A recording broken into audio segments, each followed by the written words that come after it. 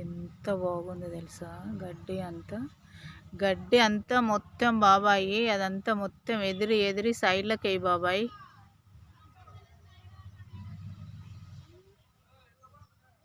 అసలు చర్చి చుట్టూ కూడా మొత్తం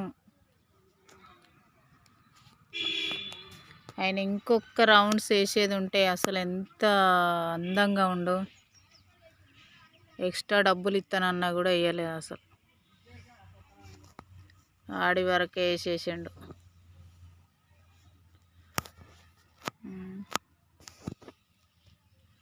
ఇంకా ఒక్క గడ్డి మొలిసిన సంఘస్థులు అందరూ కలిసి, సంఘం ఉన్న చిన్న సంఘమైన చర్చి కోసం పనిచేయాలి.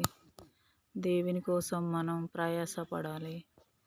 మన చర్చిని మన ఇల్లుని ఎలాగ అందంగా ఉంచుకుంటామో, ఒకరోజు ఇల్లు ఉడవకుండా మనం అన్నం తింటామా? తినలేము కదా. మరి మన ఇంటి ముందు, చర్చి ముందు కూడా ఒక మనిషిని పెట్టుకోవడమా, లేకుంటే మనమే సాఫ్ చేసుకోవడమా? ఏదో ఒకటి చర్చిలో మనం శుభ్రంగా ఉన్న ఒక 10 మంది అయినా కూడా శుభ్రంగా మనం చేసుకోవాలి.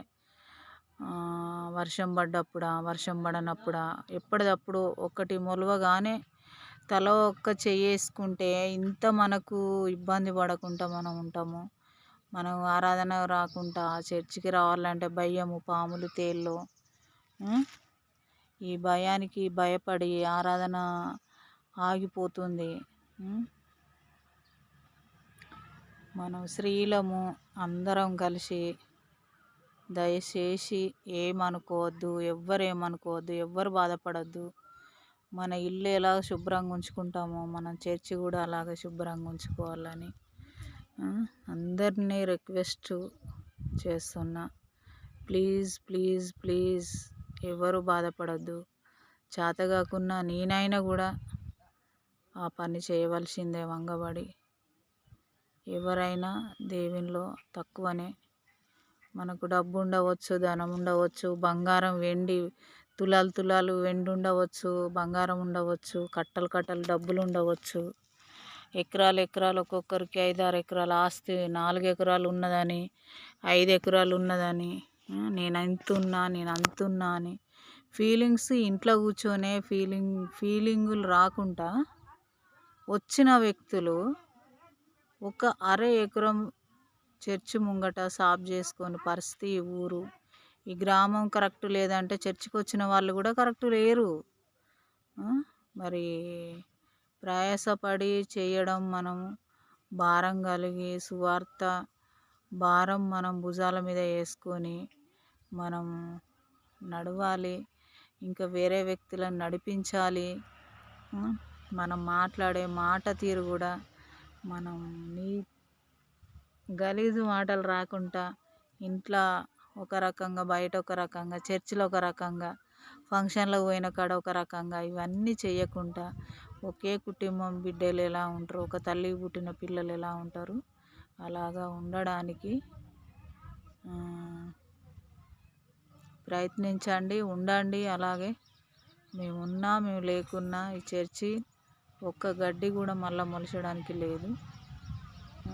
దయచేసి నేనైనా, మీరైనా, ఎవరైనా కూడా దేవుని దగ్గర పని మనం ఉంచి చేయవలసిందే. చేతగాకున్నప్పటికీ కూడా పని చేయవలసిందే అని మనం అందరం కలిసి ఇట్లా శుభ్రంగా ఉంచుకోవాలి. లేదా ఒక చెట్లు పెట్టి చెట్ల చుట్టూ పైప్ వేసుకొని మంచిగా నీళ్లు పట్టుకొని ఒక గంట ఒక కాలక్షేపం కోసం మంచిగా చర్చిలో వచ్చి ప్రశాంతంగా ఇటు గార్డెన్ లాగా చేసుకొని గార్డెన్లో వచ్చి కూర్చునేటట్టుగా మనం అసలు చేసుకుంటే ఇంకా ఇంత స్థలం ఉన్నందుకు ఎంత సంతోషంగా ఉంటుందో. అసలు ఇలా తిరిగినంతసేపు ఎంత బాగుంటుందంటే అంత ఏ మనస్పర్ధలు వచ్చినా, గొడవలైనా కొంచెం ప్రశాంతంగా వచ్చి కూర్చునడానికి ఇంత పెద్ద స్థలం ఉంది. ఈ స్థలాన్ని చూస్తేనే కడుపు నిండిపోతుంది. అట్లా అలాంటి టైంలో మనం మంచిగా సాఫ్ చేసుకుంటే ఇప్పుడు చూడు ఎంత బాగుంది.